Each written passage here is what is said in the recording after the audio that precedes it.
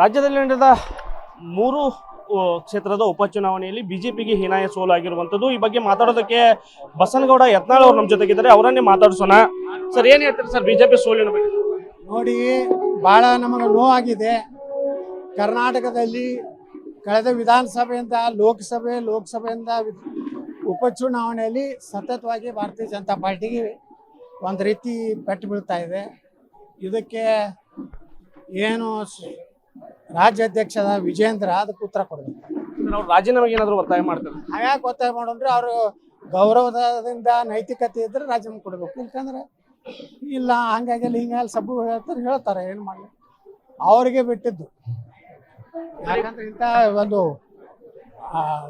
ಕರ್ನಾಟಕದಲ್ಲಿ ಹಿನ್ನಡೆ ಆಗಿದ್ದನ್ನ ಅವರ ಆತ್ಮದಲ್ಲಿ ಏನಾದರೂ ಗೌರವ ಇದ್ರೆ ನಿರ್ಣಯ ತಗೋಬೇಕು. ಸರ್, ಈಗ ನಿಖಿಲ್ ಕುಮಾರಸ್ವಾಮಿಗೆ ಸತತವಾಗಿ 3ನೇ ಬಾರಿ ಸೋಲಾಗಿರುವಂಥದ್ದು ಅದು ಭಾಳ ನೋವು ಅನ್ನಿಸ್ತದೆ. ಯಾಕಂದರೆ ನಿಖಿಲ್ ಕುಮಾರಸ್ವಾಮಿನೂ ಒಬ್ಬ ಒಳ್ಳೆಯ ಯುವಕ.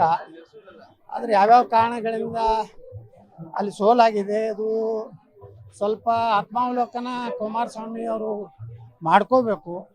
ಅಲ್ಲಿ ನಾವು ವಿನಂತಿ ಮಾಡ್ಕೊಂಡಿದ್ದೀವಿ ಯೋಗೇಶ್ವರ್ಗೆ BJP ಟಿಕೆಟ್ ಕೊಡೋತ್ತೇಳಿ. ಆದರೆ ಅವ್ರು ಯಾಕೋ ಹಠ ಹಿಡಿದ್ರು. ಮುಂದಿನ ದಿವಸಗಳಲ್ಲಿ ನಿಖಿಲ್ ಕುಮಾರಸ್ವಾಮಿ ಅವರಿಗೆ ಬೆಳೀಲಿ, ನಮ್ಮದೇನು ಇನ್ನೂ ಅವಕಾಶ ವಯಸ್ಸಿದೆ. ಆದ್ರೆ ಒಂದು ಮಾತು ಹೇಳ್ತೀನಿ, ನಮ್ಮದು JDS ಹೊಂದಾಣಿಕೆ ಇರೋದ್ರಿಂದ ಒಟ್ಟಾರೆ ಚುನಾವಣೆ ನಮಗೆ ಭಾಳ ಅಸಮಾಧಾನ ಆಗಿದೆ. ಭರತ್ ಬೊಮ್ಮಾಯಿ ಅವರು ತಾವು ಪ್ರಚಾರ ಮಾಡಿದ್ರು ಸರ್, ಅಲ್ಲಿ ನಾವು ಹೋಗಿದ್ದೀವಿ.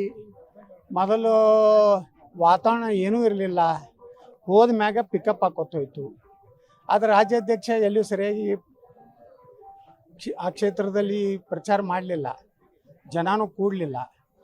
ಮತ್ತು ರಾಜ್ಯಾಧ್ಯಕ್ಷರು ನೋಡ್ರಿ ಯಾವ ಹೋರಾಟ ಇವತ್ತು ವಕಫ್ ಹೋರಾಟ ಮಾಡಕತ್ತಾರ, 4ನೇ ತಾರೀಕಿನ ಹೋರಾಟನಾಗೂ ಭಾಗವಹಿಸಲಿಲ್ಲ. ಈಗೇನು ನಾವೇನೋ ಹೋರಾಟ ಮಾಡ್ತೀವಿ ಅಂತೇಳಿ ತಾನು ಒಂದು ಹೋರಾಟ ಮಾಡಿ ಅದ್ರಾಗೂ ಭಾಗವಹಿಸಿದ್ರೆ ದಿಲ್ಲಿ ಒಳಗೆ ಕೂತು ಎಲ್ಲ ಬಾಗಿಲ ಬಂದ್ ಮಾಡ್ತೀನಿ, ಎಲ್ಲ ಕಿಟಕಿ ಬಂದ್ ಮಾಡ್ತೀನಿ ಅಂತ ಕಡೆಗೆ ಅವ್ರ ಮನೆ ಬಾಗಿಲನೇ ಬಂದ್ ಮಾಡ್ಕೊಂಡ್ರು ಅಪ್ಪ ಮಕ್ಕಳು ಕೂಡಿ.